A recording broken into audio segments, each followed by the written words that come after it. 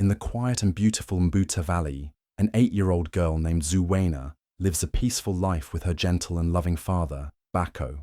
Though her mother passed away when Zuwena was just a baby, she has never felt alone. Her father's warm smile and caring hugs fill her days with comfort. Their small home sits among rolling green hills, where Zuwena chases butterflies in the morning light, learns about the stars from her father at dusk, and dreams of adventures beyond the valley. The villagers adore her bright curiosity and kind heart, and she greets each day with laughter that dances through the fields. Everything feels perfect, like a storybook come to life. Yet beneath the calm sky, a storm of change is gathering, ready to sweep through Zuwena's world and reshape her destiny forever. After years of quiet evenings, filled only with Zuwena's laughter and Bako's gentle humming, the day arrived when the villagers of Mbuta Valley gathered to celebrate something new. Bako's marriage to Ndoni. From the moment Ndoni appeared at the edge of the ceremony, under a canopy of woven palm leaves, she captivated every eye. Her skin shone like polished mahogany in the sunlight, and her eyes held a spark of clever mischief that made the children giggle and the elders nod approvingly. She was from the Northern Highlands, a land of crisp air and tall mountains, and carried herself with the confidence of someone who knew secrets the valley had never seen. When Ndoni offered Zuwena a polite bow and a cool, calculated smile, the girl felt a flutter of excitement.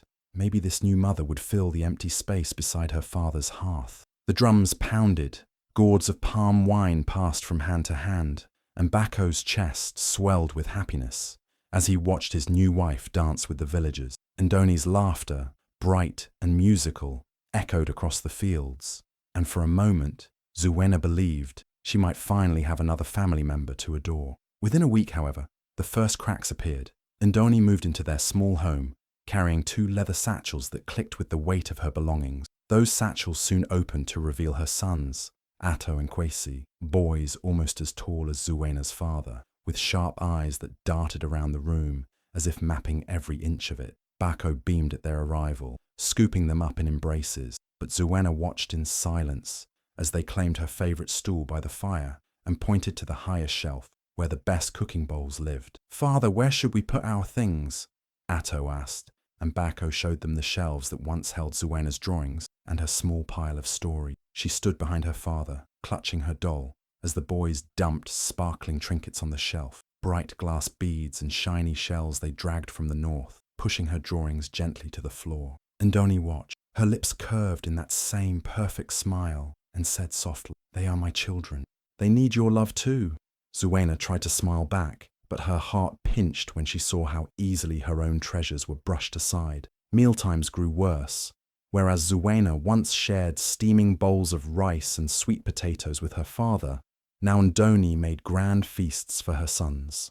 Roasted goat, pounded yam, and spiced vegetable. Zuwena was given a wooden bowl, half filled with cold porridge scraped from the bottom of the cooking pot, sometimes flavoured only with salt and dust.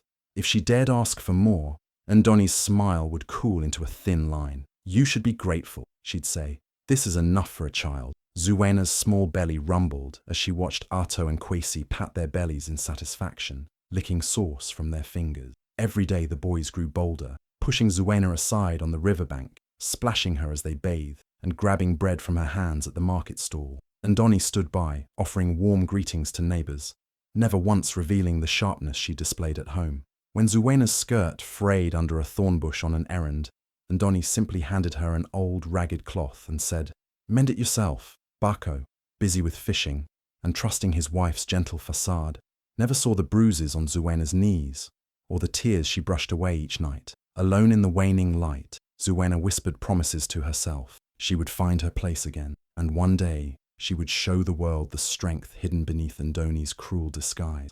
Each morning, as the first pale light of dawn slipped through the small cracks in the wooden walls, Zuwena stirred on her thin straw mat, her stomach twisting with hunger. Bako's canoe had already slipped away on the river, and the quiet that once felt like a gentle blanket now pressed heavy on her chest. Ndoni appeared at the doorway with that practiced smile, her voice soft and clipped as she placed a chipped wooden bowl of cold, watery porridge at Zuwena's feet. The porridge held bits of meat and yams, old scraps scraped from her own son's plates and meant for the village dogs.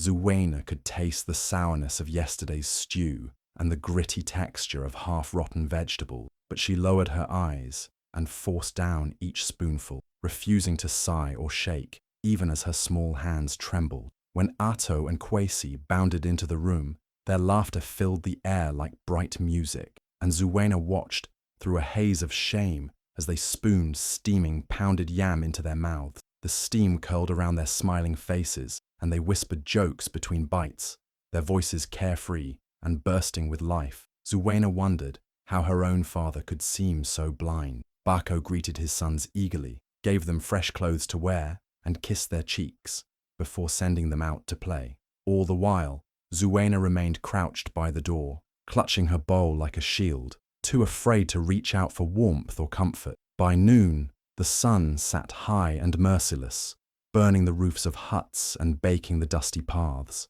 Undoni sent Zuwaina on errands, fetch water from the distant well, gather firewood from the thorny scrub, sweep the dirt floor until her arms ached. At every turn, she watched Zuwaina with cool curiosity, as if studying an insect under glass.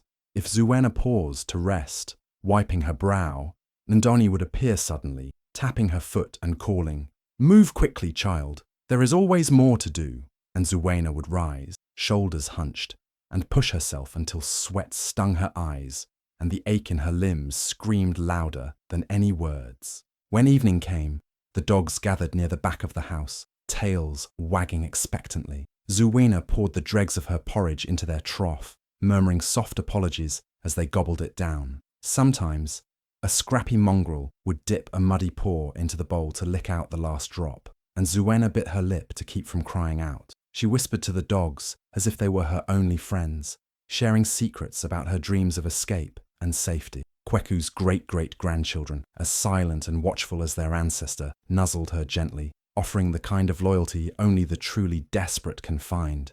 At night, the house settled into an uneasy quiet. Undoni tucked her sons under thick blankets and kissed them good night. Zuwaina lay awake on her mat, the thin cloth rubbing against her cheek. She pressed a hand to her ribs and counted the hours until dawn, counting instead the hollow ache that wakened her each time she drifted towards sleep. In the darkness, she replayed Bako's warm embrace and wondered if he would ever see the truth, that his own daughter was starving in his home, stripped of dignity and left to hide in shadow. Yet through the humiliation and the pain, something fierce grew inside Zuwaina, a spark of defiance. Each time Undoni's heels clicked away down the corridor, Zuwaina whispered to herself, "I will not break." She pictured herself free, running barefoot across fields, the wind carrying her laughter instead of her tears. Though her body ached and her spirit was battered, she held fast to one promise, that one day she would stand tall again, and no one would ever force her to eat scraps meant for dogs. Zuwaina had no one to talk to. The house that once rang with her laughter now echoed with silence and orders. Her father was always away, and Undoni made sure her days were filled with work and shame. The village children who once played with her now stayed away, pulled toward Undoni's sons and their loud games. Zuwaina's world grew smaller each day, and her voice quieter. But in this loneliness, she found something unexpected, companionship not from people, but from the stray dogs that wandered the dusty paths of Mbuta village. It started one evening when she saw a skinny brown dog limping near the cooking area behind the house. She'd saved a little piece of yam from her cold dinner and placed it gently on the ground. The dog looked at her, wary and silent, before stepping forward to eat. His tail wagged just once, but it was enough. The next day, he returned, and this time, he brought another. Soon, every evening, a small group of dogs gathered around her. Some were ragged, others with patchy fur, but none barked or growled. They simply waited, trusting Zuwaina to feed them, and in return, they offered something she didn't expect: acceptance. Among all the dogs, one stood out, a large black-furred one, with eyes too knowing to belong to an ordinary animal. He didn't beg or push the others away. He sat a little apart, watching Zuwaina with a steady gaze that felt almost human. She named him Kweku. There was something about the way he moved, slow, calm, almost like a shadow. He never barked, never fought, but when he looked at her, Zuena felt seen, truly seen. She began to talk to him in whispers. While Ndoni and her sons laughed inside, Zuena sat on the ground behind the house, her hand on Kweku's back, telling him about her day. She told him about how she missed her mother, how her father had changed, how the porridge made her sick, and how sometimes she felt like disappearing. Kweku would listen without blinking, his breath slow and deep. He never left until she stood up and walked away. Zuena soon realized the dogs were more than company. They were survivors. They knew when to hide, where to find scraps, how to sneak past danger, and when to be completely still. Watching them, she learned how to move quietly, how to listen carefully, and how to sense the mood of a space without words. These were skills no adult taught her, only the dogs did. When she cried, she no longer cried alone. A wet nose would nudge her hand. A warm body would lie beside her. The world had turned cold and cruel, but the dogs had made a space where she belonged. With Kweku beside her, she felt stronger. She began to smile again, small and rare smiles that came from deep inside. She whispered dreams into his fur, dreams of freedom, of running far away, of becoming someone who no longer had to beg for love or food. Zuena had lost so much, but in the unlikeliest of places, she found something powerful. She found a friend. She found a guide. And slowly, in the presence of animals no one cared about, she began to rebuild the parts of herself that cruelty had tried to erase. The day had started like many others. Zuena swept the floors, fetched water from the well, and served food she wasn't allowed to taste. The weight of the chores didn't crush her spirit anymore. She had learned to carry pain in silence. But that evening, something inside her broke. As she walked carefully across the kitchen floor with a pot of water, her tired hands slipped and the pot crashed to the ground. The water spread across the floor, soaking her skirt. For a moment, there was silence. Then came the sound of Ndoni's footsteps, fast and sharp. Ndoni stood above her, eyes blazing with fury. "Stupid girl," she shouted, and before Zuena could even apologize, the slap came hard and fast. Her small face stung, but what hurt more was the way her stepmother looked at her, not like a child, not like family, but like something worthless. The silence afterward was louder than the slap. Zuena picked herself up, heart pounding, her cheek red and hot. She didn't cry, not this time. She walked to her mat, sat quietly, and waited for night. When the stars filled the sky and the house fell quiet, Zuena packed a small bundle. She wrapped 2 old shirts, a crust of bread, and a thin scarf in a cloth, and tied it tightly. Her heart thudded in her chest like a drum. She walked quietly past her sleeping stepbrothers, past the kitchen where Ndoni's voice still echoed in her head, and stepped outside. The air was cool, the moon hidden behind clouds. She looked back once, just once, and then walked toward the trees. Kweku was waiting. She didn't know how he knew, but he stood at the edge of the path, his dark fur blending with the shadows. When she reached him, he didn't bark or whine. He just turned and started walking. Zuena followed. The forest loomed tall and quiet, full of rustling leaves and distant animal sounds. Fear clung to her, but Kweku's presence kept her steady. He moved with confidence, stopping sometimes to sniff the wind, then leading her deeper into the trees. Twigs snapped under her bare feet, and thorns scratched her legs. But she didn't stop. Her breath came fast, her bundle tight in her hands, but she felt something she hadn't felt in a long time: freedom. She didn't know where she was going. She didn't care. All she knew was that she couldn't stay. The house that once held her laughter had become a cage, and the woman who once smiled at her now carried only poison in her heart. She walked through the night, following Kweku, her only guide. The wind whispered through the leaves, as if urging her forward. Tears rolled down her face, not from pain, but from release. With each step away from the village, from Ndoni, from hunger and shame, Zuena felt lighter. She was just a child, only 8 years old, but she was strong. The road ahead was unknown, but for the first time, she had chosen it. And in that moment, beneath the dark sky and among the trees, she began to believe maybe there was still a place where she could belong. Zuena walked for days through forest paths she didn't know.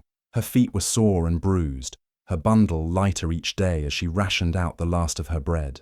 The trees whispered above her, thick and wild, but she didn't turn back. Kweku stayed close by, guiding her with silent steps and careful eyes. The jungle felt alive, mysterious and strange, but it didn't scare her anymore. She had already faced worse. She walked until the trees opened up into a hidden valley, green and glowing in the morning light, a place that felt untouched, almost magical. It was there, deep in the cradle of the jungle, that Zuena found something she never expected: other children. At first, they watched her from the shadows, small figures hiding behind leaves and thick vines. Then one brave girl stepped forward. Her name was Ayana, and she looked Zuena up and down with curious eyes, asking no questions. She simply said, "You can stay if you want." That night, they gave her a mat and shared fruit with her, the first real food she'd had in days. The others slowly came out, boys and girls of all ages, most barefoot, many with scars, but all with eyes that told stories of pain and survival. They were just like her, alone once, hurt once, but not anymore.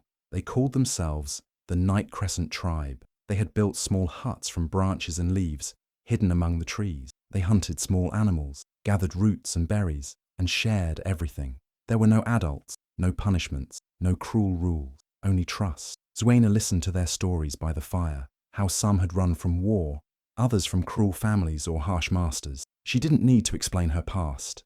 They understood without asking. In time, Zuena began to teach. She showed them how to watch the animals, how to stay still like the dogs, how to sniff the wind for rain, and how to light a fire even when the wood was damp.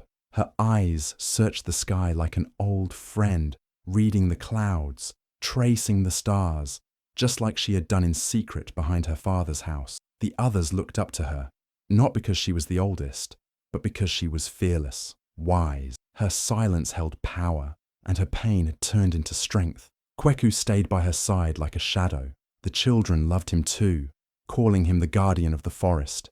He helped watch over the younger ones when they wandered too far.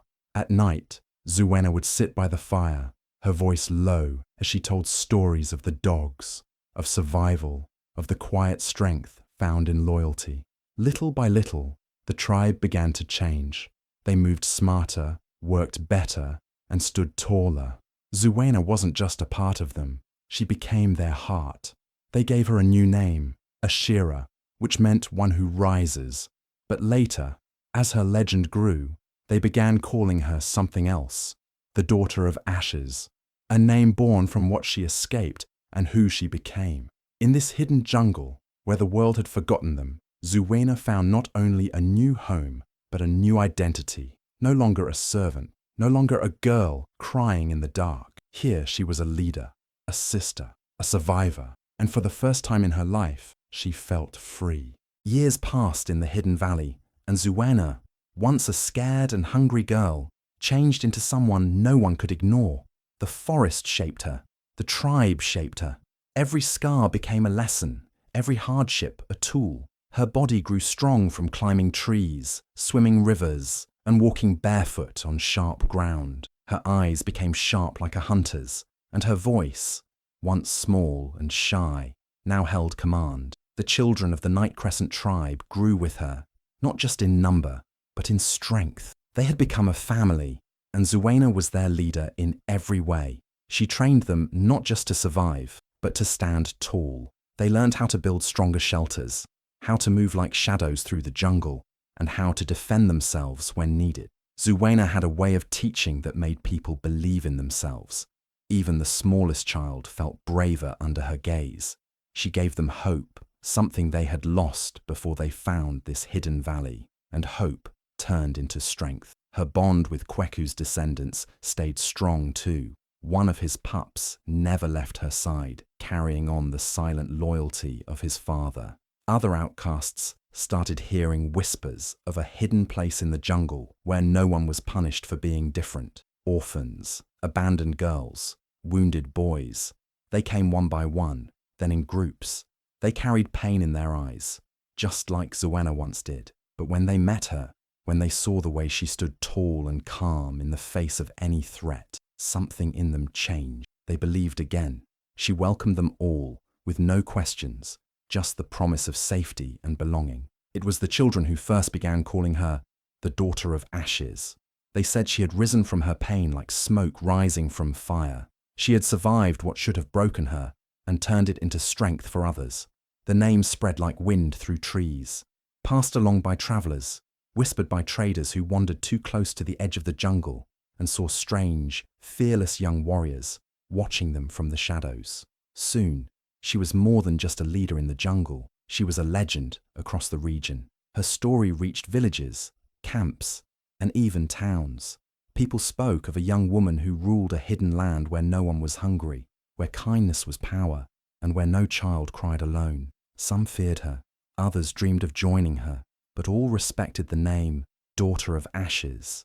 Zuwaina had no crown, no throne, no riches, but she had something greater: loyalty, respect, and a legacy built from love and survival. She had taken the ashes of her old life and built something beautiful, strong, and lasting. And as the jungle thrived with laughter, safety, and purpose, the legend of Zuwaina only grew, not as a myth, but as a living reminder that even the most broken hearts can rise again, stronger, wiser, and unshakable. Back in the quiet village of Mbuta, time was not so kind to Ndoni. The same woman who once wore colourful robes and smiled proudly in front of the villagers now sat alone on her veranda, her eyes hollow and her spirit broken. After Bako's sudden death during a storm at sea, her world began to crumble. With no love left in the house and no one to blame but herself, she watched as her carefully built image began to fall apart. Her two sons, once loud and spoiled,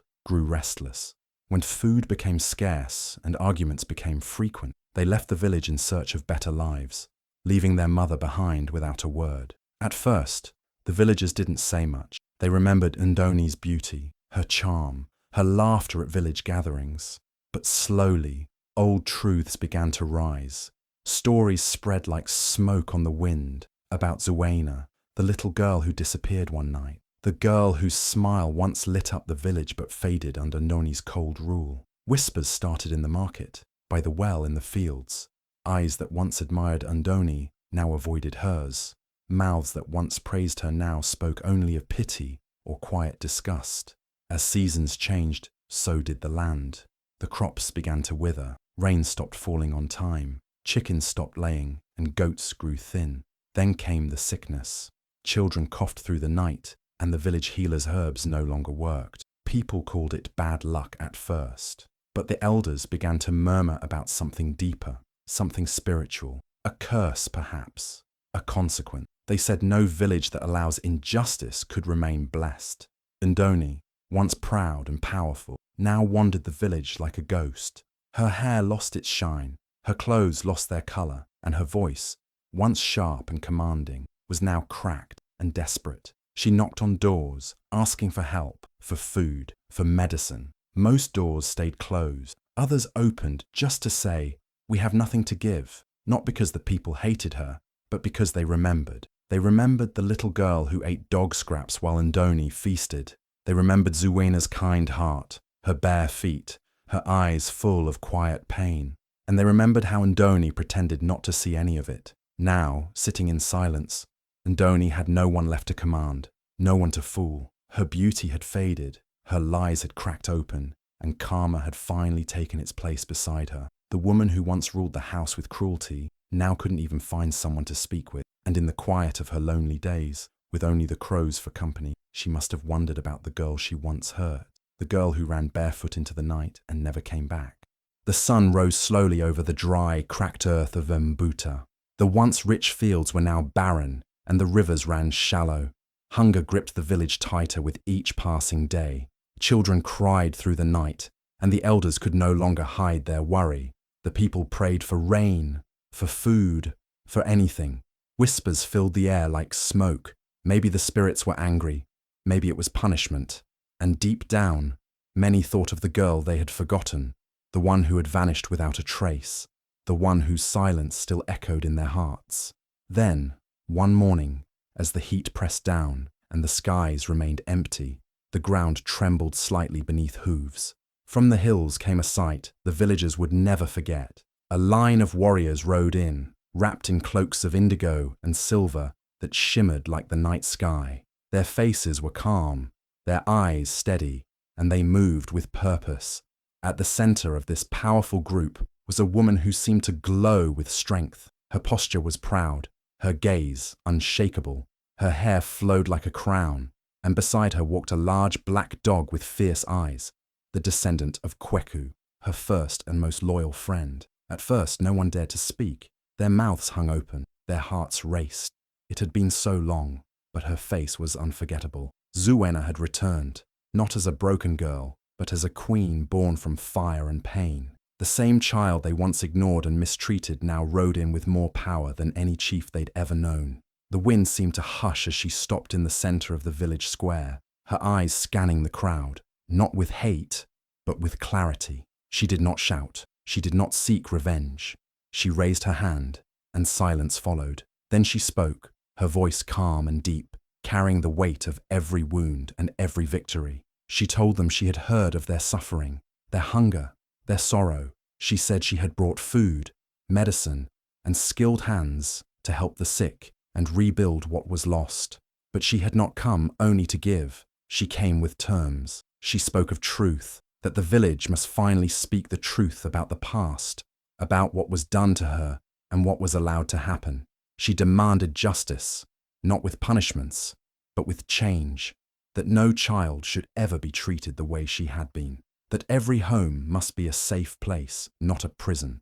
And she spoke of healing, not just the land, but the hearts of the people. The villagers wept. Some dropped to their knees. Even those who had once turned their backs on her now reached out in shame and hope.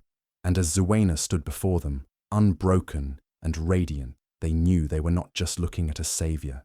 They were looking at the daughter of ashes, the girl who rose from pain to become the light they had prayed for. Zuena stood in the heart of the village that had once turned away from her. Her return had shaken the people, not because of the army she brought or the riches she offered, but because of the power in her presence.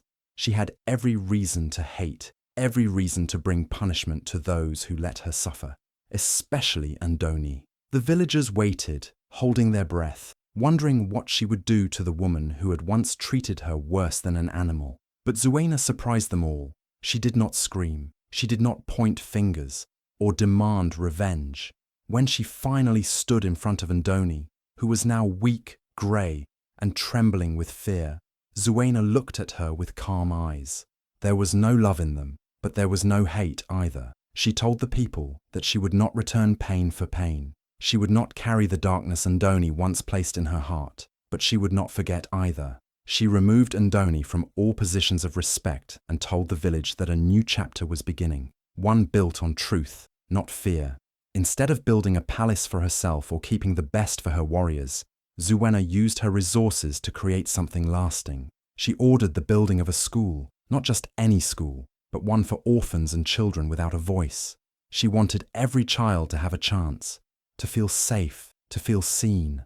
The school was named Circle of Kweku, in memory of the dog who had stayed by her side when no one else did. A statue of Kweku stood at the entrance, strong, silent, and loyal. Beside the school, she built a center for healing. There, the sick could find medicine, and the broken could find peace. She invited healers and teachers from every corner of the land. She opened her arms to children who had faced loss, pain, or abandonment.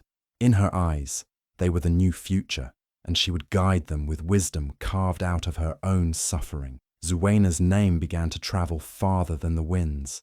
Songs were sung about her in nearby towns. Stories were told by fires at night. Stories of the girl who was once beaten and starved, who rose like smoke and turned her scars into strength. She became more than a leader. She became a symbol, not of power, but of possibility. Her legend grew not because she took revenge, but because she chose forgiveness. Not because she ruled with fear, but because she chose love. And in doing so, Zuena taught the world that the most powerful kind of victory is not to break your enemies, but to rise so high they can no longer touch you